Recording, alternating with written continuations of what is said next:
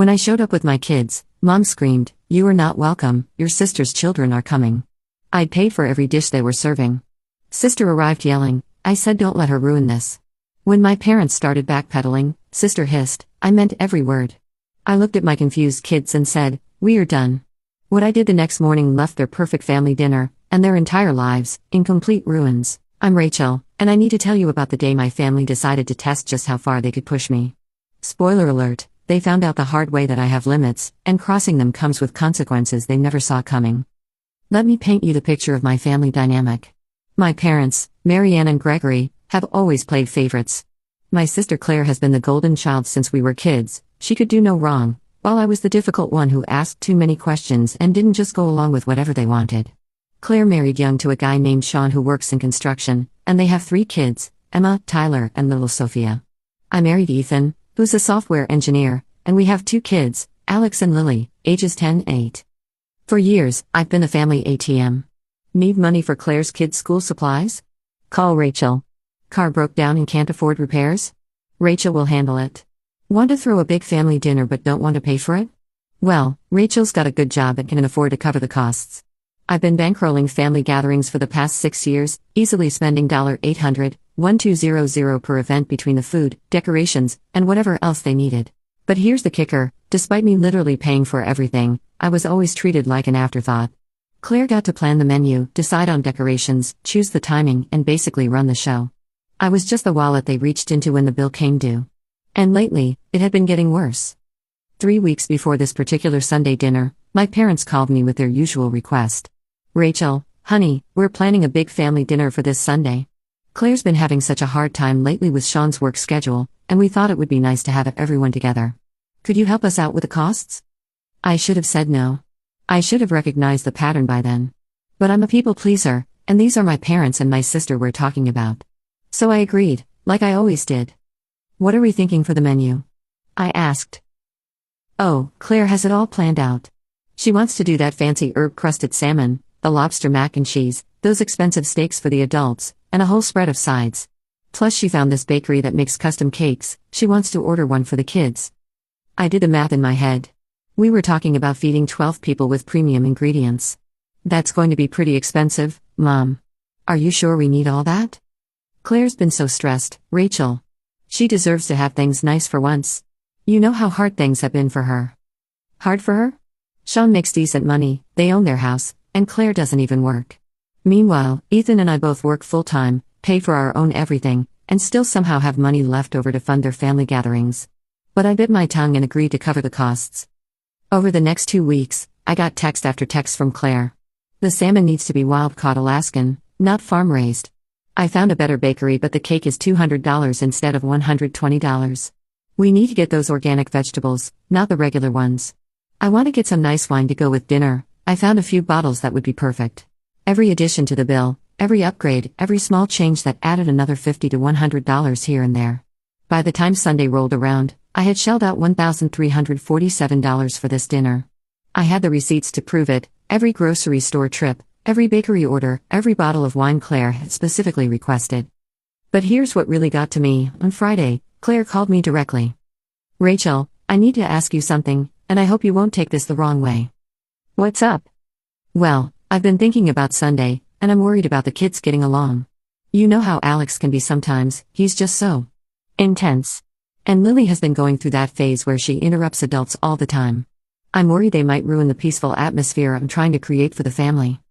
I felt my jaw clench. What exactly are you saying, Claire? I'm just wondering if maybe this time, it might be better if it was just the adults. I know you understand how important family time is, and I really want this to be special. Maybe you could find a babysitter for Alex and Lily? Let me be crystal clear about something, my kids are well behaved. Alex is thoughtful and quiet, maybe a little serious for his age, but he's never caused problems at family gatherings. Lily is energetic and talkative, but she's 8 years old and excited to see her cousins. Meanwhile, Claire's kids are the ones who have broken 3 different items in my parents' house, who scream and throw tantrums when they don't get their way, and who have never once been asked to modify their behavior. Claire, I'm not getting a babysitter so I can attend a family dinner that I'm paying for while my kids sit at home. It's not about the money, Rachel. Isn't it? Because I'm the one who paid for every single thing on that menu you planned. I'm the one who's been covering these family dinners for years. And now you want me to exclude my children? You're being dramatic. I just think it would be better for everyone. No, Claire. My kids are coming, or I'm not coming at all. And if I'm not coming, I'm also not paying. There was a long pause. Fine. But if they ruin the dinner, don't blame me. I hung up, furious but trying to give her the benefit of the doubt. Maybe she was just stressed. Maybe she didn't mean to sound so entitled. Maybe Sunday would go smoothly and we could all just enjoy being together as a family. I was so naive. Sunday afternoon, I loaded the kids into the car with the side dishes I had prepared, in addition to everything I had already paid for, and drove to my parents' house. Alex had been looking forward to seeing his cousins all week, and Lily had even picked out a special dress for the occasion. They were excited, and honestly, so was I. Despite everything, I still held out hope that we could have a nice family dinner. I parked in the driveway, walked up to the front door with my kids and the food I had brought.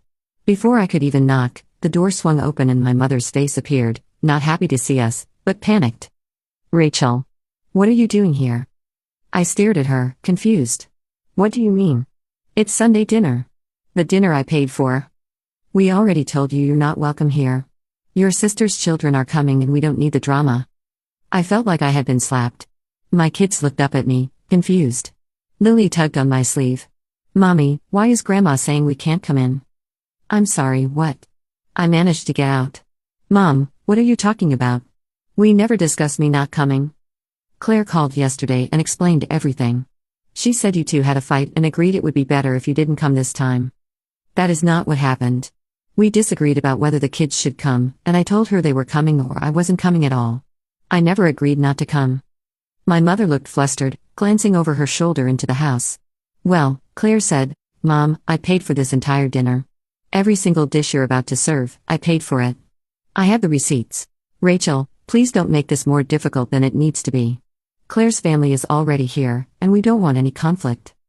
That's when I heard Claire's voice from inside the house. Is that Rachel? I thought we agreed she wasn't coming. And then I saw her, my sister Claire, marching toward the front door with that look on her face that I remembered from childhood. The look that said she was about to make everything my fault. Are you kidding me right now? She yelled as she reached the door. I specifically said don't let her ruin this.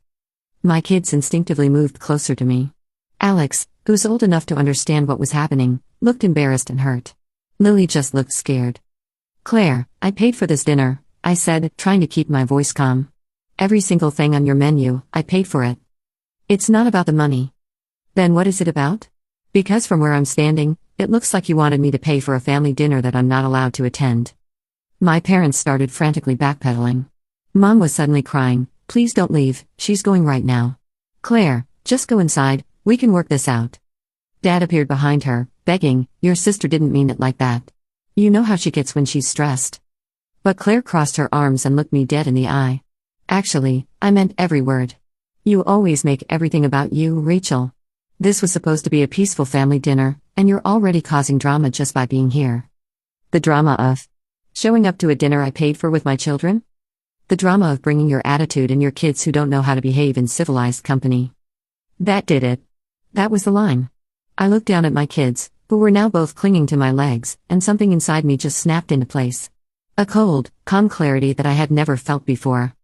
I smiled at Claire, and said just 4 words, come on, we're done. Rachel, wait. My mother was crying harder now. Please don't leave. We can figure this out. But I was already walking back to the car, my kids following behind me. As I buckled them into their seats, I could hear the chaos on the front porch, my parents arguing with Claire, Claire yelling that this was exactly what she was trying to avoid, my father trying to convince me to come back. Alex looked at me in the rearview mirror as I started the car. Mom, are we in trouble? No, baby. We're not in trouble. Sometimes grown-ups make bad choices, and today Grandma and Grandpa and Aunt Claire made some bad choices. Are we going to see them again? I thought about that question as I drove home. Was I going to see them again? After years of being taken for granted, treated like a bank account with legs, and having my children insulted and excluded, was I really going to just let this go like I always did? No. I wasn't. That night, after I put the kids to bed, I sat down at my computer and started making a list. A list of every single time I had paid for family gatherings over the past 6 years. Every receipt I had saved, every bank statement showing transfers to my parents for family expenses, every time I had covered costs for birthdays, holidays, graduations, and random Sunday dinners. The total was staggering, $28,516 over 6 years. Nearly $29,000 that I had spent on family gatherings that I was apparently not welcome to attend. But that wasn't even the worst part. The worst part was realizing that this was a pattern that went back even further than 6 years. Growing up, I was always the one expected to give up my plans for family events, to accommodate Claire's schedule, to help pay for things when my parents came up short. Even as adults, I was the one who always had to be understanding when Claire couldn't contribute, who had to be flexible when plans changed at the last minute to suit her needs. I had been subsidizing my own exclusion from my family for years. Monday morning, I woke up with a plan. I called in sick to work, which I never do, and spent the day making phone calls and sending emails. By the end of the day, I had set several things in motion that would change the dynamics of my family forever. First, I called my parents' mortgage company. See, 4 years ago when they were facing foreclosure due to my dad's medical bills, I had co-signed a loan modification to help them keep the house. What they didn't know was that as a co-signer, I had certain rights regarding the property. I wasn't going to take their house away. I'm not cruel, but I was going to use my legal standing to make a point. Second, I called the credit card company for the card I had added Claire as an authorized user on 3 years ago when she was temporarily struggling with her credit. The card she had been using for emergencies that somehow always seemed to coincide with her wanting something she couldn't afford. Third, I drafted a letter to my parents outlining exactly how much money I had contributed to family gatherings over the years, with documentation. I informed them that going forward, I would not be contributing financially to any family events that I was not explicitly invited to attend with my children. But the real masterpiece was what I did with the information I had about Claire's finances. See, Claire had been telling everyone that Sean's construction work was slow and money was tight. She had been using this as justification for why she couldn't contribute to family expenses, why she needed help with her kids' activities, why she deserved to have nice things paid for by other people. But I knew something that the rest of the family didn't know. The truth was, I had been documenting Claire's lies for months without even realizing it. Every time she asked for help with emergency expenses while posting pictures of her latest shopping haul on social media, I had been taking mental notes. Every time she claimed they couldn't afford groceries while showing off her new designer purse, I had been filing it away. Every time she said Sean wasn't getting enough work while he posted about his successful projects, I had been connecting the dots. It started small. 6 months ago, Claire had called me in tears, saying they couldn't afford Emma's soccer registration fees. The cost was $200, and she begged me to help because the kids shouldn't suffer because of our financial situation. I sent the money immediately, of course. 2 days later, Claire posted pictures on Instagram of her girls' day out at a spa, showing off her new manicure and facial treatments. The hashtags included #treatyourself and #worthit. I looked up the spa later. A basic package there cost $180. Then there was Tyler's birthday party. Claire called me 3 weeks before the party, panicking because they couldn't afford to rent the community center and hire a clown like they had promised Tyler. She needed $400 to cover the costs, and she was worried about disappointing her son. I transferred the money that same day. The next week, Claire posted about her amazing weekend getaway with Sean, complete with photos from an expensive resort about 2 hours away. I did some research. A weekend at that resort cost at least $500, not including meals and activities. The pattern became impossible to ignore. Every financial emergency was followed within days by evidence of recreational spending that exceeded the amount I had just provided. But I never said anything because I didn't want to seem petty or controlling. I told myself that maybe they had been planning these things for months and couldn't cancel them. Maybe they had gift certificates or someone else was paying. Maybe I was reading too much into social media posts. But deep down, I was starting to feel like an idiot. There were more incidents too.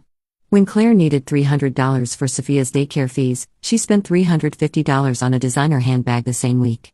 When she couldn't afford their $250 electric bill, she posted about her $200 hair appointment and highlights. When she needed $150 for Tyler's school supplies, she shared photos of her $180 girls' night dinner at an upscale restaurant. The breaking point came a month before the disastrous Sunday dinner.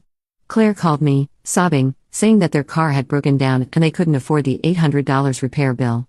Without the car, Sean couldn't get to work, and they couldn't take the kids to school. It was a genuine emergency, and I immediately sent the money. 3 days later, Claire posted a photo album titled Best Day Ever, showing her and Sean at a wine tasting event. The tickets alone cost $150 per person, and the photos showed them buying multiple bottles of wine to take home.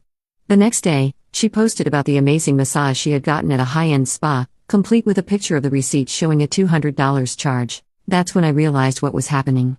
Claire wasn't struggling financially, she was prioritizing her wants over her family's needs, and then using me as a backup plan when the consequences caught up with her. She was living beyond her means and using my guilt and love for her family to subsidize her lifestyle. I started taking screenshots. Not because I was planning to use them against her, but because I needed to document what was happening for my own sanity. I felt like I was going crazy, questioning my own perceptions every time she asked for help while simultaneously showing off her spending.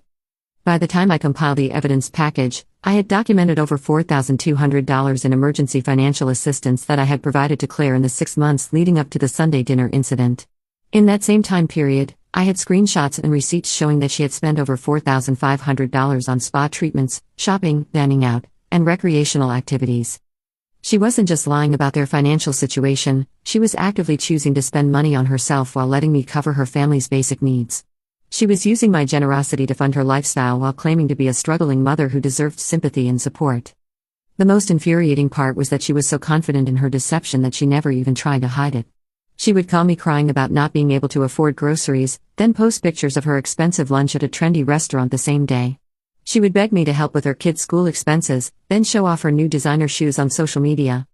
She truly believed that she was entitled to my financial support, regardless of how she spent her own money. In her mind, I was the sister with the good job and the stable marriage, so it was my responsibility to help her maintain her lifestyle. The fact that she was lying about needing help didn't seem to factor into her thinking at all. Sean had been posting on social media about the big renovation project he had been working on, a project that had been paying him very well.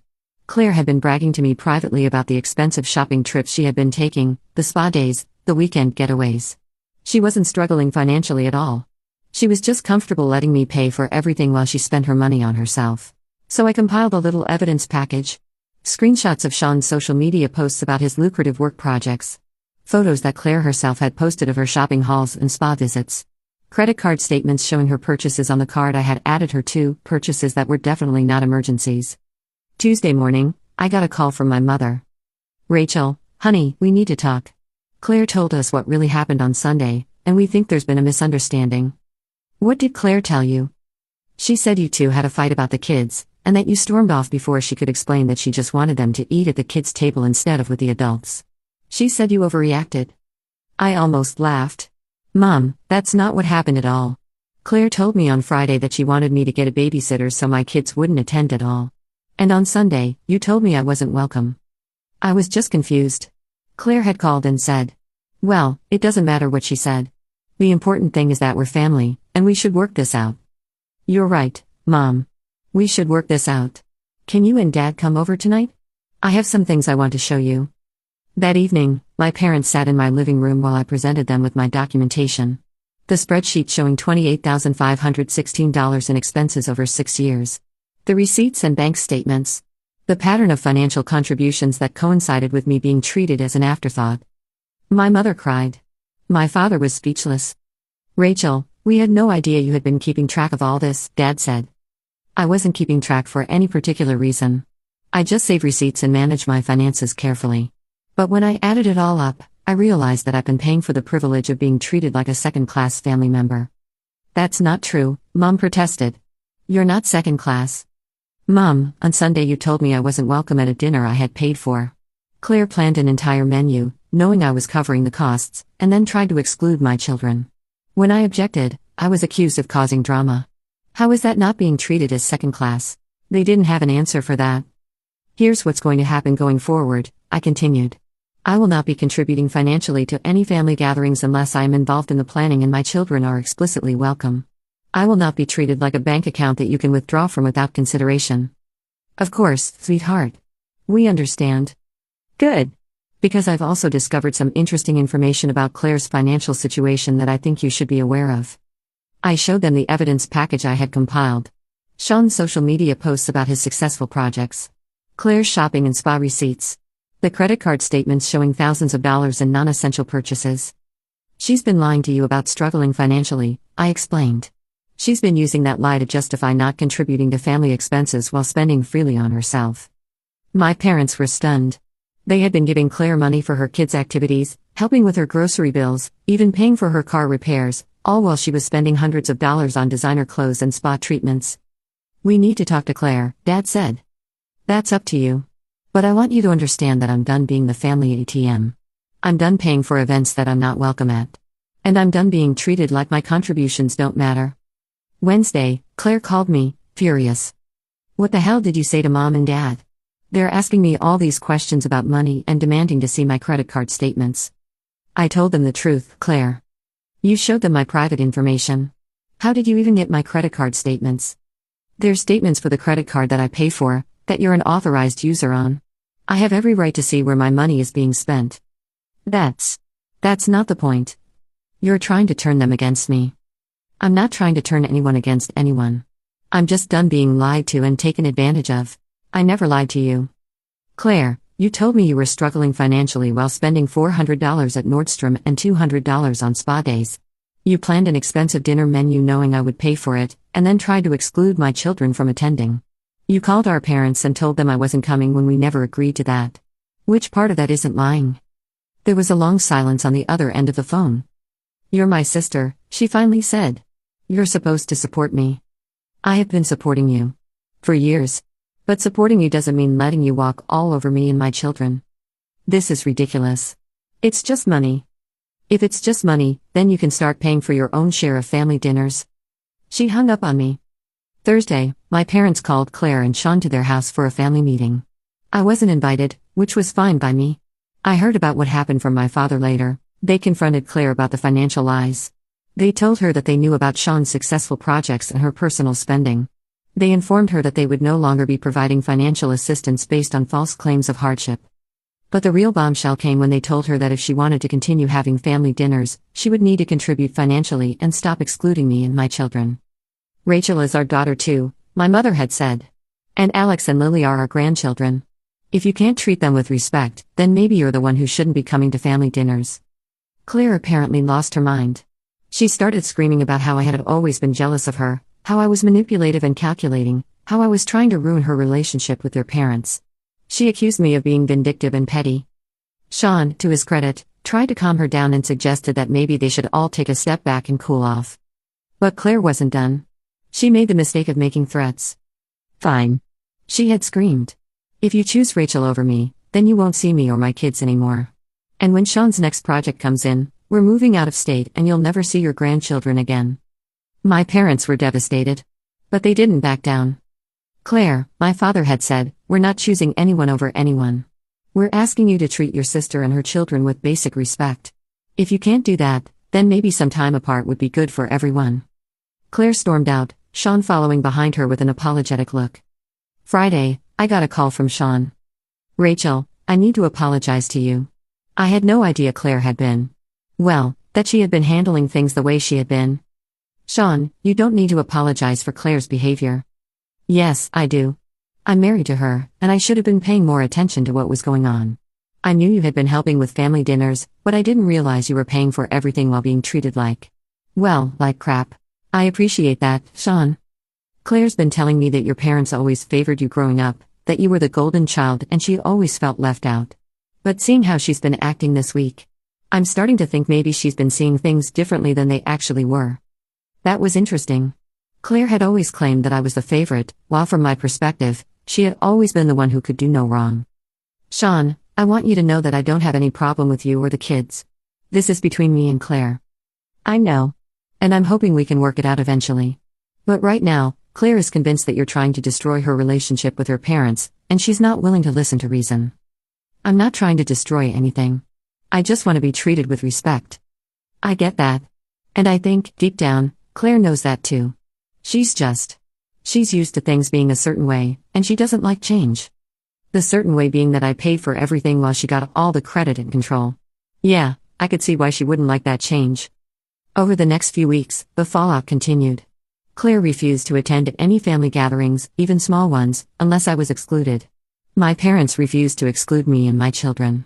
Claire made good on her threat to limit their access to her kids, allowing only brief, supervised visits. But here's what Claire didn't count on: my parents were actually relieved. Without the constant drama of trying to manage Claire's demands and keep everyone happy, family gatherings became genuinely enjoyable. My kids got to spend time with their grandparents without walking on eggshells.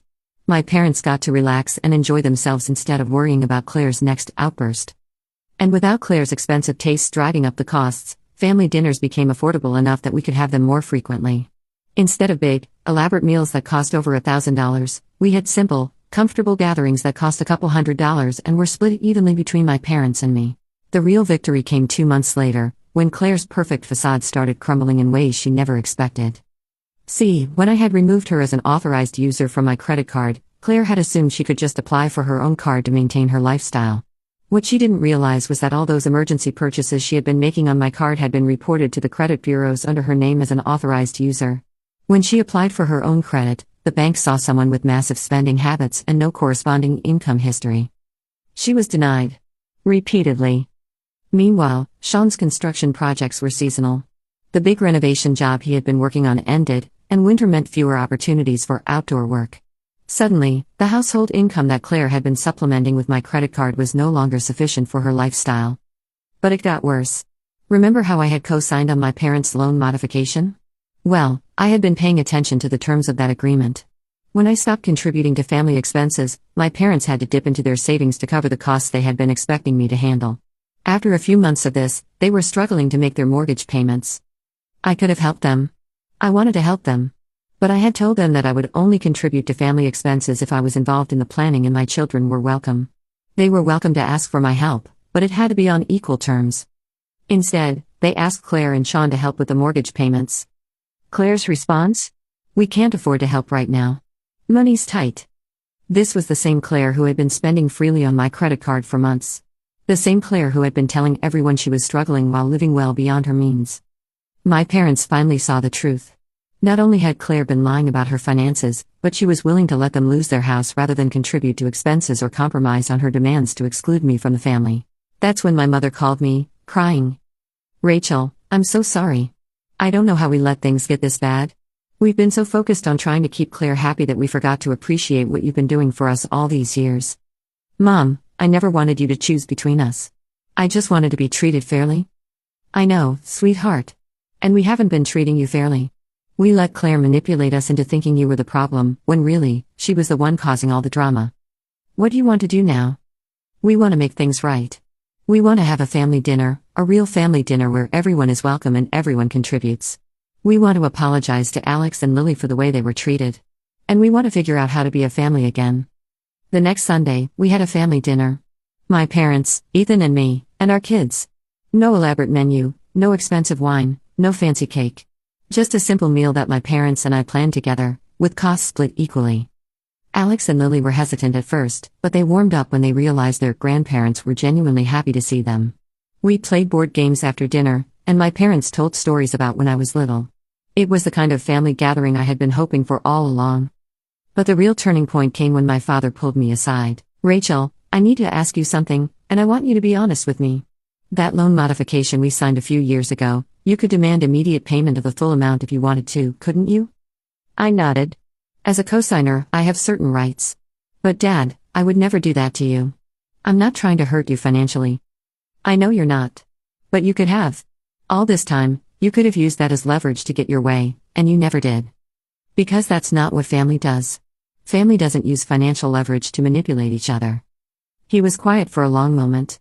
Claire doesn't see it that way, does she? No, Dad. She doesn't. 3 months later, Claire called me for the first time since our last fight.